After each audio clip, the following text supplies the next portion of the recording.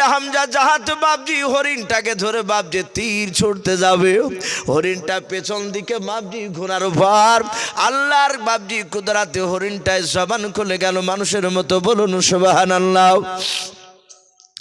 ওই হরিণ চিৎকার করে বলেছিল, রে রাসূলুল্লাহর চাচা আমির হামজা, এই আমির হামজা তুমি আমাকে শিকারি করো নাও, আমাকে তীর ছুড়ে মেরো নাও।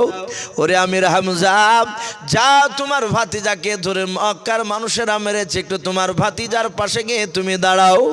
হযরত আমির হামজা বাপজি অবাক হয়ে গেল, একে বাপার জঙ্গলের হরিণ একটা বুলা আমার চাচার নাম করে, জোরে বলুন সুবহানাল্লাহ।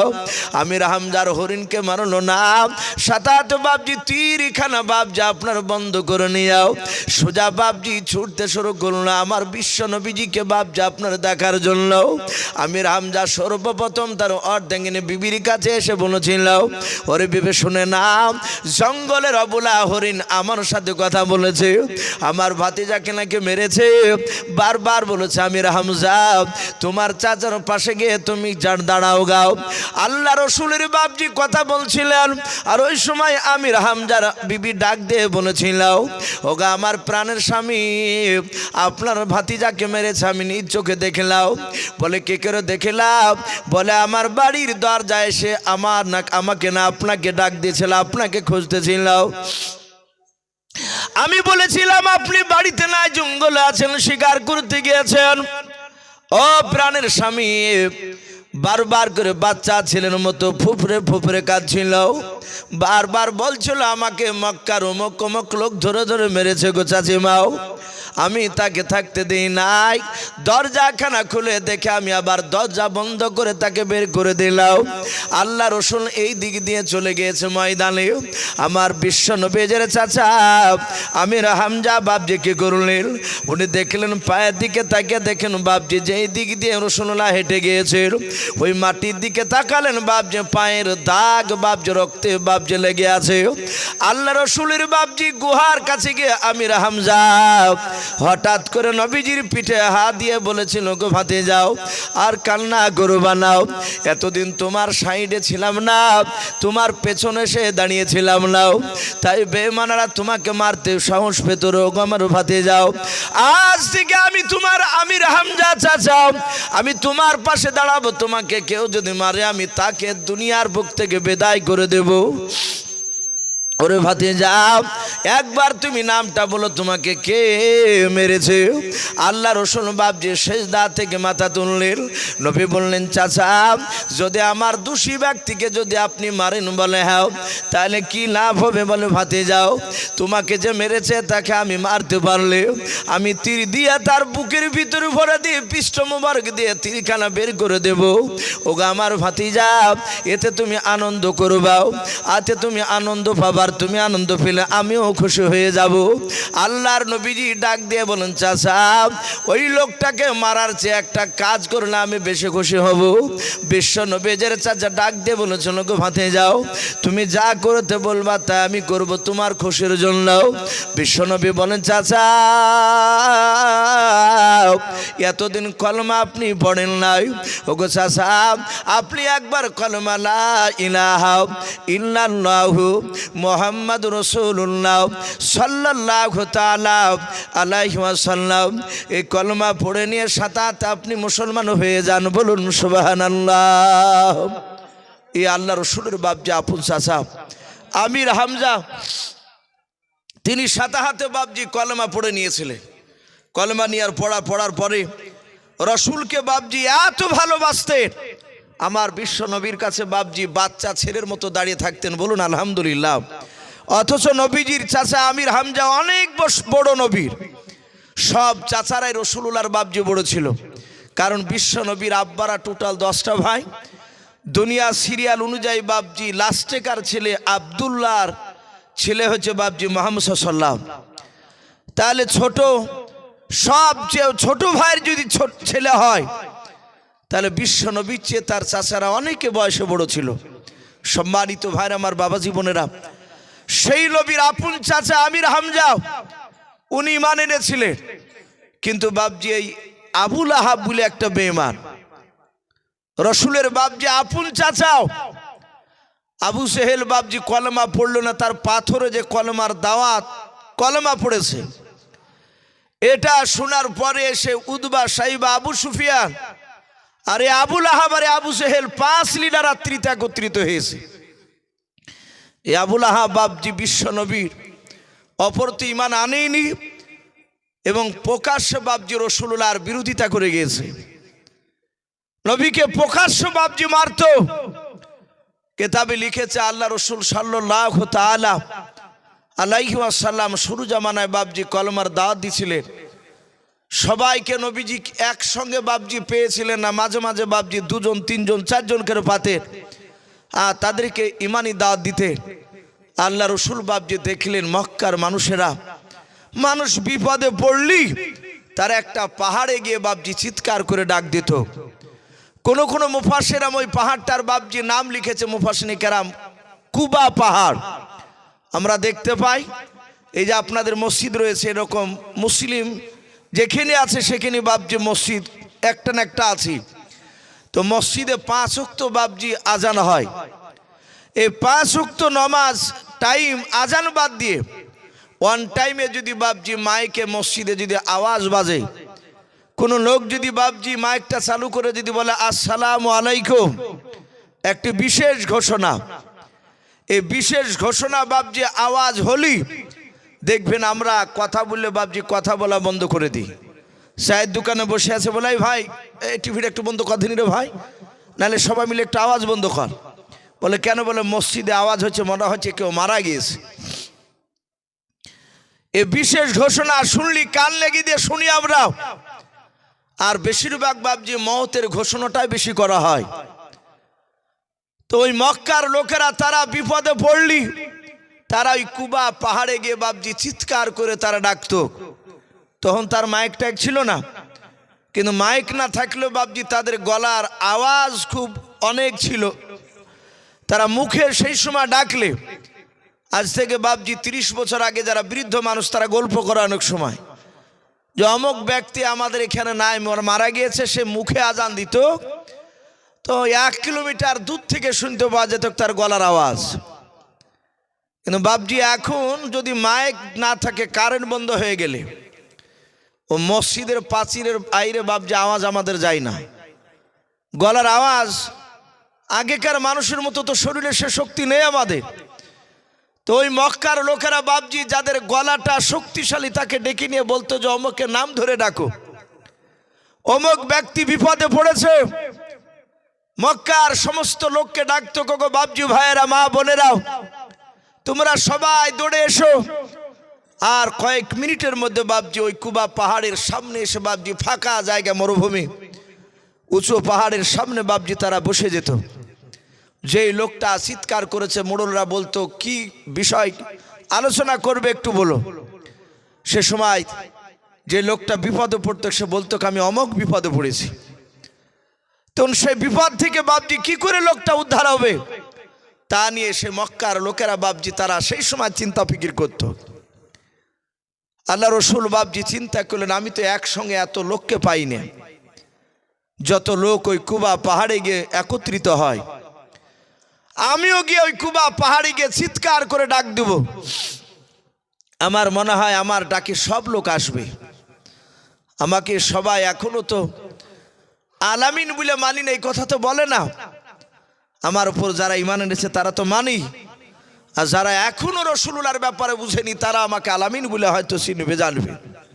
আমি ডাক দিব, দেখি সবাই আসবে। আমার বিশ্ব নবী এরকম আশা নিয়ে বাবা পাহাড়ের চূড়ায় দাঁড়িয়ে গেলেন।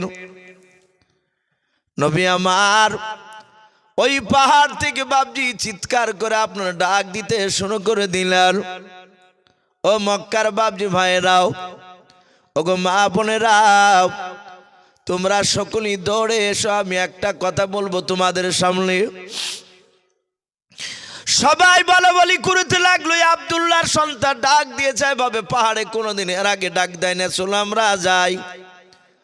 সবাই ছোট বড় বাপ যে সকল মিলে জমা হয়ে বাবাও ওই পাহাড়ের সামনে বাপ যে তারা বসে পড়লো দলবদ্ধ ভাবে।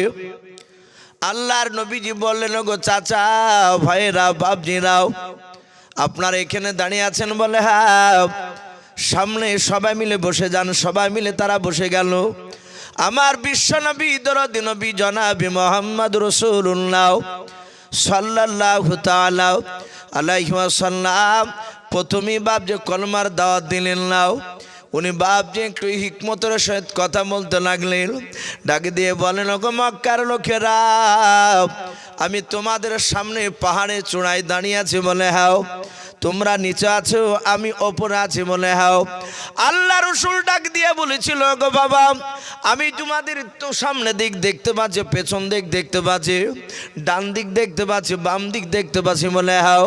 শুনে না, আমি যদি তোমাদের সামনে বলি একদল দুষ্কৃতী মানুষ, তারা হাতিয়ার নিয়ে পেছন দিকে পাহাড়ে চূড়ায় তারা পেছনে লুকিয়ে আছে তোমাদেরকে আক্রমণ করার জন্য, বলো এই কথা আমি মুহাম্মদ সাল্লাল্লাহু আলাইহি ওয়াসাল্লাম যদি বলি, বলো তোমরা বিশ্বাস করবে কেনাও? মক্কার সবাই চিৎকার করে বলেছিল, ভাতে যাও। আল্লাহর নবীজিকে নাম ধরে বলেছিল, গো মুহাম্মদ সাল্লাল্লাহু আলাইহি ওয়াসাল্লাম, তোমাকে আমরা সত্যবাদী বলে তোমাকে আমরা অনেকে মেনে নিয়েছি, ছোট থেকে আল আমিন বলে তোমাকে ডাকতাম। এই ভাতিজা, যদি তুমি ওই কথা বলে আমরা মেনে নিলাম, বিশ্ব নবী ডাক দিয়ে বলেন, ওগো আমার বন্ধুরাও, তাহলে শুনে নাও, মৃত্যুর উপর জাহান্নামে যাওয়া লাগবে। যদি সঠিক কাজ যদি দুনিয়ার বুক থেকে না করে যাও, আমি তোমাদের আখিরি জামানার পয়গম্বর আল্লাহ আমাকে রহমতের নবী করে পাঠিয়েছে। বন্ধুরা, তোমরা সকলেই পড়ে নাও কালেমা লা ইলাহা ইল্লাল্লাহ, লা ইলাহা ইলাহা ইল্লাল্লাহু মুহাম্মাদুর রাসূলুল্লাহ সাল্লাল্লাহু তাআলা আলাইহি ওয়াসাল্লাম। নবীজির বাপ যে কথাটা শুনে বাপজি তারা সাথে হাতে সবাই কলমা পড়তে লাগলো। বেঈমান এই আবুল আহাব রাসূলুল্লাহর আপন চাচা ওখানেও ছিল। নবীজির বাপজি চাচা আবুল আহাবের স্ত্রীর নাম হাদিসে এসেছে উম্মে জামিলা। এই শয়তান মেয়েটাও সেখানে ছিল। সব লোকেরা বাপজি রাসূলুল্লাহর কলমার সাথে হাতে কলমা পড়ছে। আর আমরা জানি বাপ, নামাজ না পড়লো যারা মুসলমান, আমরা দেখেছি বাপজি কলেমা পড়লে ভিতরে একটা শান্তি শান্তি মনে হয়, হয় না? ঠান্ডা লাগে। অনেকে বলে যে ভাই এত চেষ্টা করে না, এই মাথা থেকে টেনশন যায় না। অনেক সময় দেখেছি রাত্রিবেলায় একা একা কিংবা দিনের বেলায় যে কোনো নির্জন জায়গায় গিয়ে আল্লাহ আল্লাহ কলমা আস্তে আস্তে কলমা পড়ি, তখন ভিতরে একটু শান্তি মনে হয়। কলমা এমন একটা মধুর জিনিস বাপ। সব বেঈমানেরা বাপজি ওই সময় মক্কার সবাই বাপজি পড়তে লাগলো। আর সাথে হাতে আবু জেহেল ডাক দিয়ে বলল, না আবুল আহাব রাসূলের চাচা আপন, বলে এই মক্কার লোকেরা, এই মুহাম্মদ সাল্লাল্লাহু আলাইহি ওয়াসাল্লাম আমার ভাতিজা, এ পাগলকে তোমরা চিনো না, আছে এ আমার বাড়ির মানুষ। আর বাড়ির মানুষের বাপজি বাড়ির বিরুদ্ধে যদি কথা বলে, বাহিরকার লোক সত্যি অবাক হয়ে যাবে। কিন্তু যাদের বাপজি একটু জ্ঞান থাকবে, জানা রাসূলুল্লাহর আপন চাচা, তার বিরুদ্ধে যদি তার চাচা কথা বলে, আপনার আমার চাচা বিরুদ্ধে কথা বলবে না, এটা কোনো মানে হয়? কথা বলে এ বলা স্বাভাবিক, কারণ আমাদের চরিত্র তো রাসূলুল্লাহর মতো হতে পারেনি। আর রাসূলুল্লাহ পৃথিবীর মধ্যে অত সুন্দর চরিত্র অধিকারী, সেই নবীর আপন চাচা নবীকে বাপজি আপনার নবীকে সামনে দাঁড়িয়ে রাসূলুল্লাহর বিরুদ্ধে কথা বলছে। আমার বাড়ি বাপজি ঘাসিপুর, আপনারা অনেকেই চিনেন। আমাকে কিছুদিন আগে একটা লোক বলছিলেন যে হুজুর, আপনাদের পাশের মসজিদে নয়, আপনার বাড়ির পাশে গিয়ে একটু দূরে গিয়ে জিজ্ঞাসা করছে একটা লোককে, যেখানে ইউসুফ সাহেবের বাড়ি কোনখান। ভদ্রলোকের বাড়ি আপনার ওই জলঙ্গি এলাকায়। একটা মেয়ে দেখতে এসেছে এলাকায়, এসে আমাদের গ্রামের ওদিক দিয়েও আপনার ওই হরিয়ার পাড়া দিয়ে চলে যাবে। তো সেই লোকটা বলেছে এখানে ইউসুফ মৌলবি বলে কেউ নাই, অথচ সকাল হলেই সে আমাকে দেখতে পায়। আমি বললাম যে কিছু মনে করেন না, ওরা একটু আমার বিরোধী লোক। কারণ এখন বর্তমান বাবজি দেখতে পাচ্ছেন কয়েকটা দল, তার মধ্যে এই হানাফি মধ্যে বাবজি দুটো দল হয়ে গেছে, একটা দেবন্দি বলছি আমরা, আর একটা বাবজি বেরেলি যেটা বলা হয়েছে। ওই ইয়া নবী সালাম আলাইকা বাবজি আমি করি না, এই জন্য বাবজি আমার বাড়ি চিনে না সে। এ যদি ওটা যদি করতাম তাহলে আমার বাড়ির দরজার কাছে লিখে সে বাবজি দাঁড় করে দিত তাকে। তা আমি বললাম যে ভাই দেখেন, আমার বিশ্ব নবীজির বিরোধিতা করেছে প্রতিবেশী নবীর আপন চাচা, আমি যদি হকের ওপর থাকি অসুবিধা নেই। আর এটা আল্লাহ রসুলের কথা, নবীকে মক্কা থেকে বাবজি মদিনা যেতে হয়েছিল। আল্লাহ রাব্বুল আলামিন ইচ্ছা করলে মক্কাতে রসুলুল্লাহকে রাখতে পারতেন না? কথা বলে, যারা রসুলকে মারতে গিয়েছিল তাদেরকে সবাইকে নবী আল্লাহ রাব্বুল আলামিন সবাইকে ইশারা দিয়ে মারিয়ে ফেলতে পারতেন, কিন্তু মারেনি। এটা বোঝাতে চেয়েছে আমার বান্দারা রসুলুল্লাহর ইন্তেকাল করার পরে হক কথা বলতে গিয়ে হয়তো তার প্রতিবেশী তাকে না মেনে নিতে পারে, প্রয়োজন হলে তাকে দেশ ছেড়ে চলে যেতে হবে। এতে দুঃখ করে লাভ নাই, জানতে হবে এটা রসুলুল্লাহর বাবজি সুন্নাত, আমার বিশ্ব নয়। হ্যাঁ, কিন্তু দেশ ছেড়ে যেতে কষ্ট হবে। আবু বকর সিদ্দিক রাদিয়াল্লাহু তাআলা আনহু বলেন, নবীর সাথে যখন মক্কা থেকে মদিনা যাচ্ছিলাম, নবী 10 ধাপ 12 ধাপ করে সামনে ফেলছেন আর পেছন দিকে এভাবে ঘুরে ঘুরে তাকাচ্ছে। আবু বকর বলছেন, ওগো রাসূল, আপনার বুঝি মক্কা থেকে যেতে কষ্ট হচ্ছে? নবী বলেন, আবু বকর, এটা আমার জন্মস্থান, আমি ছোট থেকে খেলাধুলা করে মক্কার মাটিতে মানুষ হয়েছি, আর মক্কা লোকেরা আমাকে চিনতে পারলো না, আমাকে তারা থাকতে দিল না। কষ্ট হচ্ছে, কষ্ট হবে, এটা স্বাভাবিক। আমার বিশ্ব নবীর বাবজি বিরোধিতা তার ঘরের লোক আবু লাহাব বাবজি ডাক দিয়ে বলে, এই মক্কার লোকেরাও, আমাদের মূল্যবান সময়টাকে সে নষ্ট করে দিয়েছে। এই কলেমা পড়ো না, এই ভণ্ডাও, এই নতুন ধর্ম চালু করার চেষ্টা করছে। আমরা বাপদাদা ধর্ম আগ থেকে মানে আসছি, ওটাই মানবো, ওটা ছাড়বো না। আমাদের বাপদাদা ধর্ম যদি খারাপ হয় সেটাই মানবো, কিন্তু মুহাম্মদ সাল্লাল্লাহু আলাইহি ওয়াসাল্লামের ধর্মকে মানবো না। সবাই মিলে যারা কলেমা পড়ছো তারা কলেমা বাবজি বন্ধ করে দিল। আবু লাহাব বললো যে কলেমা ছেড়ে দিলাম, নবীকে মানি না। সবাই তারা চিৎকার করে বললো, আমরা কেউ আর নবীকে মানি না। বেঈমান আবু লাহাবের স্ত্রী উম্মে জামিলাও আর একটু সামনের দিকে বাবজি সে মেয়েদের সামনে বসা ছিল। ওই সময় উম্মে জামিলা দাঁড়িয়ে ডাক দিয়ে বলেছিল, গো মক্কার লোকেরা, ওই মুহাম্মদ সাল্লাল্লাহু আলাইহি ওয়াসাল্লামকে যারা মারতে পারবাও, ওকে মারিয়া যদি ফাটিয়ে দিতে পারো তাহলে শুনে নাও, আমার গলা যে সোনার মালা দেখতে পাচ্ছ, বলে হ্যাঁ, এই মালা বিক্রি করে যারা মারবে তাদেরকে আমি উপহার স্বরূপ টাকা দেব। আল্লাহ রসুল পাহাড়ের চূড়ায় দাঁড়িয়ে নবীজি কান্না শুরু করে দিলেন।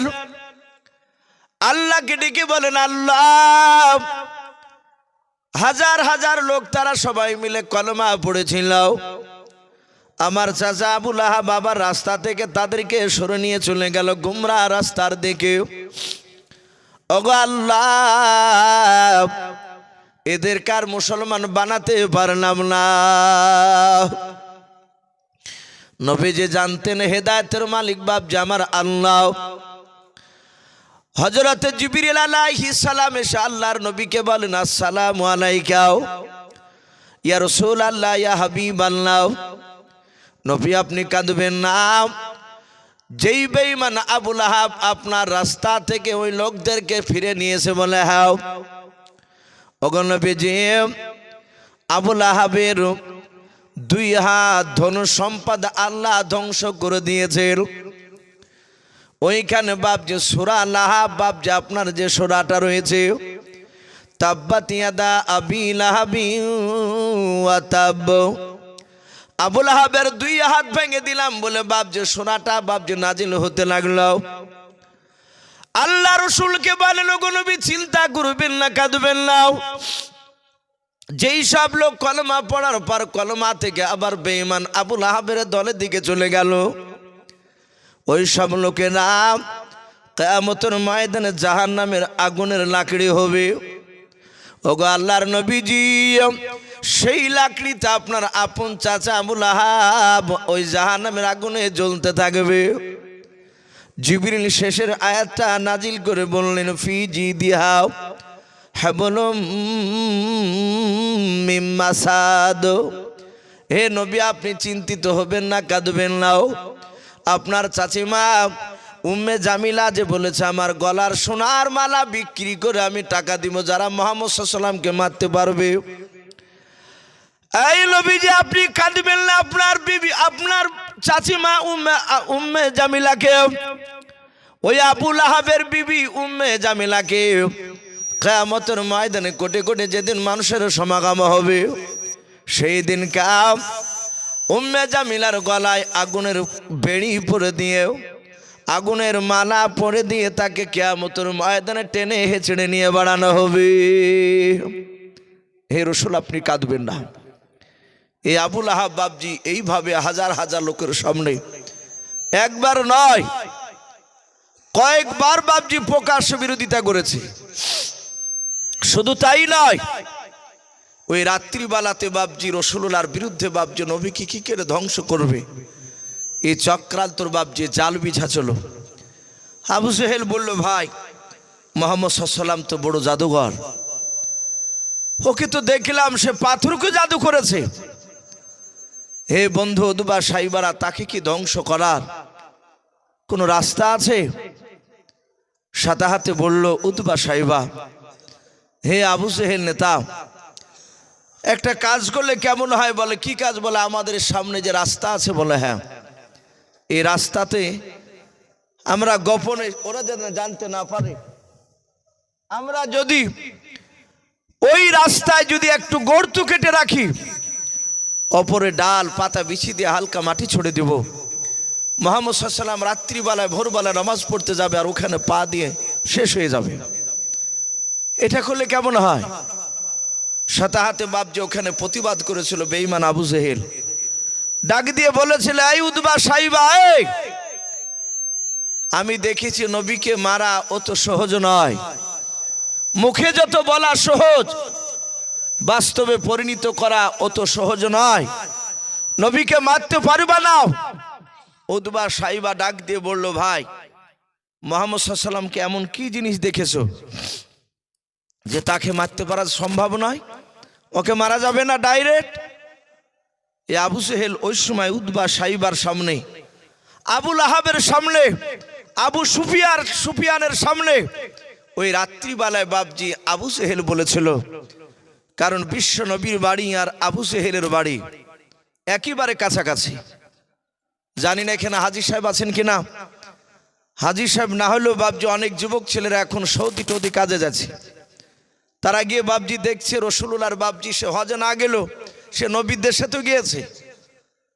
সেখানে বাপজি অনেক মানুষ আবার এসে ফতোয়া দিচ্ছে, একটা ছেলে যদি কাজ করতে যদি যায়, কাজ করতে গিয়ে বাপজি সে হয়তো হজ করেছে, সেখানকার যে হজের নিয়ম সেগুলো পালন করেছে, করার পরে সে হয়তো দাড়ি মাড়ি রেখেই দিয়েছে, পাঞ্জাবি টাঞ্জাবি পরে এসে বাপজি সে বাড়িতে বেশ সুন্নতি কায়দায়, যাকে বলে একেবারে ভালো মানুষের মতন সে চলাফেরা করছে। তো যারা আবার টাকা খরচ করে বাপজি জমি বেচে গাছ বেচে হজ করে এসেছে, তারা আবার ফতোয়া দিচ্ছে ওদেরকে হাজি বলা যাবে নাকি। বলে কেন? বলে ওরা তো ব্যবসা, ওরা ইনকাম করতে গেছিল, জমি বেচতে হবে, জমি নিজের জমি গাছগুছালি বেচে কার হজে যেতে হবে। অনেক লোক আছে বাপজি অবৈধ টাকা ইনকাম করিয়ে জমি কিনেছে, আকাম কুকাম সব করেছে উজওয়ান কালে করিয়ে প্রচুর টাকা করে বাপজি এখন এই হজে যাচ্ছে, ওই জমি 5 কাঠা বেচি দিয়ে বুঝে যে হালাল টাকা দিয়ে হজ করিয়ে দিয়ে। আল্লাহ কি পাগলা বলে? এই যে টাকা যা প্রথম থেকে ইনকাম করছেন এটাই তো বাপজি অবৈধ টাকা। আমরা আলেম, আমরাও যে বাপজি সব হালাল টাকা ইনকাম করছে তাও না, আমাদেরও তো যদি বাপজি টাকা হালাল না থাকে তো আমাদেরকেও বাপজি কিয়ামতের ময়দান আলেম বলে বাপজি গণ্য করবেন না, ছাড়বে না, কাউকে ছাড়বে না। আল্লাহ বলছেন ফামা ইয়ামাল মিসকালা যাররাতিন খায়রান ইয়ারা ওয়া মা ইয়ামাল মিসকালা যাররাতিন শাররান ইয়ারা। কিয়ামতের ময়দান খুব বাপজি কঠিন জায়গা হবে। যারা সৎ ব্যক্তি হবে, সে গরিব হোক না কেন, সে মাঠে কাজ করা লোক হোক না কেন, সেই লোকগুলো বাপজি সৎ লোকই বাপজি পার হতে পারবে, সেদিন জান্নাত দিতে পারবে। তা আমি বলছিলাম, যারা গিয়েছেন তারা দেখেছেন বিশ্ব নবীজির বাপজি আপনার বাড়ি থেকে আবু সেহেলের বাড়িটা কতটা দূর আমরা হাদিসে পড়েছি, এবং অনেক বাপজি সৌদিতে যারা যাতায়াত করে তাদের সঙ্গে আলোচনা করেছি। তারা বলে যে খুব বেশি দূর নয়। এই যেমন আপনাদের এখান থেকে মসজিদ, এই মসজিদ থেকে বাপজি আর একটু বেঁকে গিয়ে এরকম আবু সেহেলের বাড়ি, আমার বিশ্ব নবী অতটা দূর নয়। তাহলে দেখেছেন, হ্যাঁ পেশাবখানা তো করেছে, মাশাআল্লাহ। তো কথা হচ্ছে দেখেন, অনেক সাধারণ ছিল বাপজি, তারা রাসূলুল্লাহর দুশমনের বাড়ি দেখে এসেছে। আমরা পড়েছি কাছাকাছি বেঈমান আবু সেহেল বাপজি ডাক দিয়ে বলে, এই আমি দেখেছি তাকে ডাইরেক্ট মারতে পারা যাবে না। বলে কি করে দেখেছো? আমরা জানি সূরা মাউন বলে একটা সূরা আছে, আর আইতাল্লাযী ইউকাযযিবু বিদ্দীন ফাযালিকাল্লাযী ইয়াদউল ইয়াতীম। এই আলাম তারা থেকে বাপজি এই নাস পর্যন্ত এর মধ্যে 10টা সূরা, তার মধ্যে এই সূরাটা ভরা আছে। তো এই ফাযালিকাল্লাযী ইয়াদউল ইয়াতীম, এতিমের কথা আলোচনা করতে গিয়ে বাপজি একটা ঘটনা তুলে ধরেছে। দুটো বাচ্চা ছেলে, বড় ছেলেটার নাম কেতাবে দেয়নি, বড় ছেলেটার বয়স 10, ছোট ছেলেটার বয়স বাপজি 2 বছর কম, 8 বছর। এরা দুটো ভাই বাপজি ছোট্টবেলায় তাদের মা বাপকে হারিয়ে ফেলেছে। এরকম মানুষ নাই পৃথিবীতে, যে বাপও নাই মাও নাই ছোট থেকে। তো ওই বাচ্চা দুটোর আব্বা মা দুটোই নাই। ছেলে দুটোকে বাপজি সাহারা করা কেউ নেই। কয়েকদিন হয়তো তার চাচা মাচাচা একটু দেখেছে, তারপরে বাপজি আর দেখাশোনার দায়িত্ব কেউ নেয় না। ছেলে দুটোর বাপজি যা টাকা পয়সা ছিল, সোনা চাঁদি যা ঘরে ছিল, সবগুলোকে বের করে নিয়ে একটা কাপড়ে বাপজি বেঁধে একটা বেশ পুটলার আকারে করে নিয়েছে। দুই ভাই টাকার পুটলাটা মাথায় করে নিয়ে রাস্তা দিয়ে বাপজি হেঁটে চলে যাচ্ছে। আবু সেহেলের লোকেরা ডাক দিয়ে বলল, ভাই দেখো যে দুইটা ছেলে চলে যাচ্ছে কোথায়। ওরা জানে যে ছেলে দুটোর আব্বা মা নাই, আর পুটলাতে দেখেছে যে টাকা ভরা আছে। বেঈমান আবু জেহেলের লোকেরা ডাক দিয়ে বলেছিল, ওগো বাবা কোথাও যাও? বলে আমরা জানি না, চোখ যেই দিকে যাবে সেই দিকে আমরা দুই ভাই যাব। ওরা অজানার ভান করে বলল, বাবা মনে হয় তোমাদের বাপ মা নাই বেঁচে। বলে নাও। ছেলে দুটো হাউ মা করে কান্না শুরু করে দিল।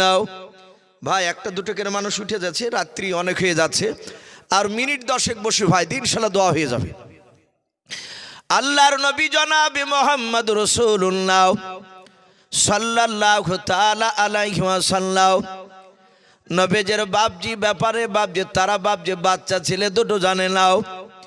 ওই ছেলে দুটো কেঁদে কেঁদে বলেছিল, চাচা আমাদের চোখ যেই দিকে যাবে সেই দিকে আমরা চলে যাব। বলে তাই নাকি? বলে বাবা হ্যাঁ। ডাক দে বলো, বাবা কোথায় যাওয়া লাগবে নাও? বলে কোথায় যাব? বলে ওই দেখো সামনে বাড়িখানা দেখতে পাচ্ছ? বলে হ্যাঁ। ওই বাড়িটা আবুল হিকামের বাড়ি, আবু জেহেলের বাড়ি। এই কথাটা বলে নাই, কারণ ওদেরই তো লোক। বেঈমান আবু জেহেলের বাড়িটা বাপজি লক্ষ্য করে দেখে দিলাম। বলে বাবা ওই বাড়িতে লোকটার নাম হচ্ছে আবুল হিকাম, জ্ঞানী গুণী বুদ্ধিজীবীর বাপ। সেই লোকটাও এত ভালো মানুষ, তোমরা তার বাড়িতে যেয়ে থাকবা, খাওয়া দাওয়া পুরোবা, তার বিনিময়ে 1 টাকাও নেবে নাও। বলে চাচা এত ভালো মানুষ আছে? বলে হ্যাঁ। বাচ্চা ছেলে দুটোকে বাপজি ধরে নিয়ে গেল। টাকার পুটলাটা বাপজি আবু জেহেলের চামচারা হাতে ধরে নিয়ে যাচ্ছে। আবু জেহেলকে ইশারা করে বাপজি ডাকলো, আবু জেহেল চলে আসলো। চোখের বাপজি একটু ইশারা করলো। তারা বলতে চাইলো এই ছেলে দুটোর টাকার পুটলা একটু অভিনয় কৌশলে কেড়ে নিতে হবে। আবু জেহেল ইশারা করে বলে চিন্তা করো নাও। টাকার পুটলাটা হাতে করে নিয়ে বলল, বাবা এতে কি আছে? বলে সোনা চাঁদি টাকা আছে আমাদের। বলে আর টাকা আছে? বলে না, ঘরে যা টাকা পয়সা ছিল সব বেঁধে নিয়েছে, এগুলোই আমাদের সম্পদ। এই বাবা তোমাদের কি আব্বা বেঁচে নাই, মা বেঁচে নাই? বলে নাও। ডাক দিয়ে বললো, বাবা কান্না করবা না। আবু জেহেল নিজে হাতে বাচ্চা ছেলে দুটো চোখ মুছে দিল। ডাক দিয়ে বলেছিল, বাবা আমার বাড়িতে খাওয়া দাওয়া থাকবা, আমার টাকা থেকে পোশাক কিনে দেব তোমাদেরকে, এই টাকার পোটলাটা আমাকে আমানত স্বরূপ তোমরা রাখতে দাও। এই পোটলা থেকে 1 টাকা আমি নেব না, খরচ করবো না কোনো জায়গায়। বাবারে যতদিন তোমার মন চাইবে তোমরা 2 ভাই আমার বাড়িতে থাকবা, তার বিনিময়ে তোমাদেরকে টাকা লাগবে নাও, খাওয়া খরচের টাকা লাগবে না, তাই নাকি চাচা? বলে হ্যাঁ, আমি তোমাদেরকে ইচ্ছাকৃত বের করে দেব নাও, যতদিন তোমরা স্বইচ্ছায় বাড়ি থেকে বেরিয়ে না যাবাও। ওরে বাবা যতদিন তোমরা স্বইচ্ছায় যেদিন বেরিয়ে যাবা সেদিন টাকার পোটলাটা চাইবা আমি আমানত স্বরূপ যে রেখেছিলাম ওটা ফেরত দিয়ে দেব। বাচ্চা দুটো বলল, চাচা এত ভালো মানুষ আপনি? বলে হ্যাঁ, আল্লাহর নবী জনাবে মোহাম্মদ রাসূলুল্লাহ সাল্লাল্লাহু তাআলা আলাইহি ওয়াসাল্লাম দরদি নবী বাপজি আপনার ওই বাচ্চা ছেলে দুটোর ব্যাপারে তো কোনো জানতেন না। ছেলে দুটো থাকতে লাগলো 1 দিন 2 দিন 3 দিন পার হয়ে বাবা 4 দিনকার দিন সকালবেলায় আবু জেহেল বলল তার বিবিকে বাচ্চা ছেলে দুটোকে খাবার খেতে দিয়ে দাও। বাচ্চা ছেলে দুটোকে খাবার দিয়ে দিল। বাচ্চা ছেলে দুটো বাপ যে 2টা বাসন নিয়ে তারা 2 হাত দিয়ে 2 ভাই 2-3 বার বাপ যে লোকমা মুখে দিয়েছে। আর ওই সময় বেঈমান আবু জেহেল ঘরের ভিতর থেকে বাবা তলোয়ার হাতে করে নিয়ে এসে চোখগুলো বাপ যে আপনার লাল করে বের করে ওই বাচ্চা ছেলের সামনে থেকে বাবা খাবারের বাসন দুখানা বাপজি টেনে নিয়ে নেওয়ার পর তলোয়ার দিয়ে বাপ যে ভয় দেখাতে লাগলো। ডাকে দিয়ে বললো, বেটা এক্ষুনি বাড়ি থেকে বেরিয়ে যা, নালে তলোয়ার দিয়ে তোদের 2 ভাইকে জবাই করে দেব। ডাক দিয়ে বলেছিল, চাচা কেন বের করে দেবেন? বলে আর তোদের 2 ভাইকে আমার বাড়িতে থাকতে দেব না। ডাকে দিয়ে বলেছিল, চাচা এইরকম তো কথা ছিল না। বলে ওরকম কথা ছিল না, ওসবগুলো আমি শুনতে চাই না, এই এক্ষুনি বেরিয়ে যাও। ডাক দিয়ে বাচ্চা ছিল দুটোকে দেখে দিয়ে বলেছিল, চাচা তাহলে আমাদের টাকার পোটলাটা আপনি আমাদেরকে দিয়ে দেন, আমরা আবার যেই দিকে চোখ যাবে সেই দিকে চলে যাব। আবু জেহেল বলল, টাকার পোটলা পাবি না? বলে কেন চাচাও? বলে আমার বাড়িতে যে কদিন ধরে খাবার খেয়েছিস তার বিনিময়ে টাকার পোটলা ভরে গিয়েছে, আমি তোদেরকে টাকার পোটলা ফেরত দেব না। আল্লাহ রসুলের বাপ যে আপনার সামনে নয়। বেঈমান আবু জেহেল ওই বাচ্চা ছেলে দুটোকে বাপজি গলায় ধাক্কা দিয়ে বাড়ি থেকে বের করে দিল। বাচ্চা ছেলে দুটো বাপজি ভয়ে আর দ্বিতীয়বার বাপজি কথা বলতে পারলো না, কারণ আবু জেহেলের বাপ যে চোখের তাকনে ভালো ছিল না, তার এমন বাপজি মেজাজ হাই হয়ে গিয়েছিল। বিশ্ব নবীজির বাপ যে আপনার নয় দুশমন বেঈমান ওই বাচ্চা ছেলে দুটোকে বাপজি হয়তো জবাই করে দিবার কথা বলতে গেলে, তাই বাচ্চা ছেলে দুটো বাপজি ভয় আর কথা বলল না, তারা কাঁদতে কাঁদতে চলে যাচ্ছে। আর বারবার পেছন দিকে আবু জেহেলের বাড়ির দিকে ঘুরে ঘুরে তাকে থেকে দেখছে টাকার পুটলাটা কেড়ে নিয়েছে আবু জেহেল। ওই বাচ্চা ছেলে দুটোকে বাপজি রাস্তার মাঝখানে ওই আবু জেহেলের বাপজি লোকেরা যারাই তার বাড়িতে নিয়ে যেয়ে দিয়েছিল, তারা আবার অভিনয় করে বাপজি এসে বলেছিল, বাবা কেন কান্না করতে করতে চলে যাচ্ছে আবু জেহেলের বাড়ি থেকে? বলাও। ডাকে দিয়ে বলেছিল, চাচা আবু জেহেল লোকটা বড্ড ভালো লোক নাই, খারাপ লোক। বলে কেন রে বাবা? বলে আমাদের সঙ্গে বেঈমানি করেছে, কথার ওয়াদা খেলাপ করেছে, আমাদের টাকার পুটলা কেড়ে নিয়ে দেয় নাই। ও চাচা একটু দয়া করে টাকার পুটলাটা তার বাড়ি থেকে কেড়ে নিয়ে সব চেয়ে নিয়ে এসে দিয়ে দাও। ওই বাচ্চা ছেলে দুটোর কথা শুনে আবু জেহেলের লোকেরা তারা মনে মনে ভাবলো উপযুক্ত বিচার করেছে আবু জেহেল, এবার আবু জেহেলের কাছে এরা চলে যাবে, তারপর আমরা আবু জেহেলের বাড়িতে গিয়ে টাকার পোটলা থেকে ভাগ চাইবো, যেহেতু আমরা তার দলের লোক। বাচ্চা ছেলে দুটোকে বললো, বাবা রে মক্কা নগরীর কোন মানুষ আবু জেহেলের কাছে যেতে পারবে না টাকার পোটলা বললেও। বলে চাচা তাহলে কি টাকার পোটলা আর পাবো না? বলে নাও, কিন্তু বাবা রে টাকার পোটলা একটা মানুষ বিচার করে দিতে পারে। বলে কে গো? তাদের ধারণা ছিল বেঈমান আবু জেহেলদের লোকেদের, তাদের মনের তামান্না ছিল যে আল্লাহ রসুলের কাছে গিয়ে টাকার পোটলার কথা বললে নবী রসুলরা আল্লাহকে ছাড়া পৃথিবীর কাউকে দেখে ডরাই না, ভয় পাই না। বলুন সুবহানাল্লাহ। ভাই সঙ্গে সঙ্গে ডাক দিয়ে বলেছিল, গো বাবা ওই দেখো বাড়িখানা দেখতে পাচ্ছ? বলে হ্যাঁ, মুহাম্মদ সাল্লাল্লাহু আলাইহি ওয়াসাল্লাম তার নাও, সে নবী দাবি করেছে। যাও ওই লোকটার কাছে গিয়ে দাবি করলে তোমাদের টাকার পুটলা বিচার করে দেবে। ওই আবু জেহেলের কাছে যেতে পারবে ওই লোকটা, তাছাড়া কেউ যেতে পারবে না। ওই বাচ্চা ছেলে দুটো বাপজি চলে গেল। আবু জেহেলদের বাপজি, লোকের বাপজি, এটা ধারণা ছিল নবী যখন যাবে আবু জেহেলের বাড়িতে টাকার পোটলা নিয়েও, যখন টাকার পোটলা চাইবে আর ওই সময় বেঈমান আবু জেহেল গলার ঘরের দরজা বন্ধ করে দিয়াও মুহাম্মদ সাল্লাল্লাহু আলাইহি ওয়াসাল্লামকে মারবে। আর আমরা মুহাম্মদ সাল্লাল্লাহু আলাইহি ওয়াসাল্লামের কান্নার চিৎকার আওয়াজ শুনে আমরা ঘরের বাইরে থেকে দূর থেকে আমরা হাত তালি মেরে আনন্দ ভোগ করব। মুহাম্মদ সাল্লাল্লাহু আলাইহি ওয়াসাল্লাম গেলিটের পাবে। আর আবু জেহেলের 1 নম্বর চোখের কাটা হচ্ছে মুহাম্মদ সাল্লাল্লাহু আলাইহি ওয়াসাল্লাম। সব সময় আমাদেরকে যুক্তি দেয় যে মুহাম্মদ সাল্লাল্লাহু আলাইহি ওয়াসাল্লামকে মেরে আয়, আজ ওর বাড়িতে যাক দেখি কিভাবে মারবে, আমরা দূর থেকে দেখব। বাচ্চা ছেলে দুটো বাবাও আল্লাহ রসুলের কাছে গিয়ে বাপজি ডাক দিলাও। বিশ্বনবী ভিতর থেকে বেরিয়ে এসে বাপজি সালাম দিলেন, আসসালামু আলাইকুম ওয়া রাহমাতুল্লাহি ওয়া বারাকাতুহু। আল্লাহর নবীর এত আখলাক চরিত্র ছিল বাবাও, বিশ্বনবী আমার ছোট্ট ছেলেকে পর্যন্ত আগে সালাম দিতেন। বলুন সুবহানাল্লাহ। আমরা সালাম দিই না ভাই। অনেক আলেমকে দেখেছি তাকাতাকি করে যে আমি আগে দিলে মনে হয় সম্মান কমে যাবে, ওই দেখিনে ও ভাবে যে আমি অমুক টাকা পয়সালা মালিক, ওই দেখি দিছে কিনা, দেখা যায় দুজনায় বাপজি তাকাতাই করতে কেউ কাউকে দেয় না। এরকম অনেক জায়গায় ঘটে। আমরা বিশ্ব নবীর উম্মাত, আমরা যদি বুঝতে পারি যে এটা মুসলমান, ফারাজি হানাফিয়া সব দেখবো না বাপ, সে নাভির ওপরে হাত বাঁধুক আর নিচে বাঁধুক, ও কলমে পড়া তো ভাই মুসলমান। আমাদেরকে এক হওয়া দরকার বাপজি। বর্তমান আমরা মুসলমান নাম শুনলি তাকে সালাম দিব, বলুন ইনশাআল্লাহ। সাথে হাতে বাপজি ওই বাচ্চা ছেলে দুটো রসুলের সালামের উত্তর দিলেন।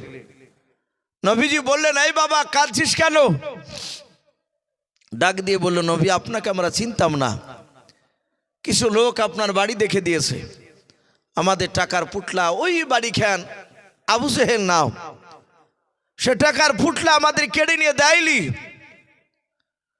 আমার বিশ্ব নবী জনাবে মুহাম্মদ রাসূলুল্লাহ সাল্লাল্লাহু তাআলা আলাইহি ওয়াসাল্লাম নবী বলেন, বাবা আবু জেহেলের বাড়ি থেকে দাবি করতে পারবা? বলে হ্যাঁ অবশ্যই দাবি করতে পারবো আমি।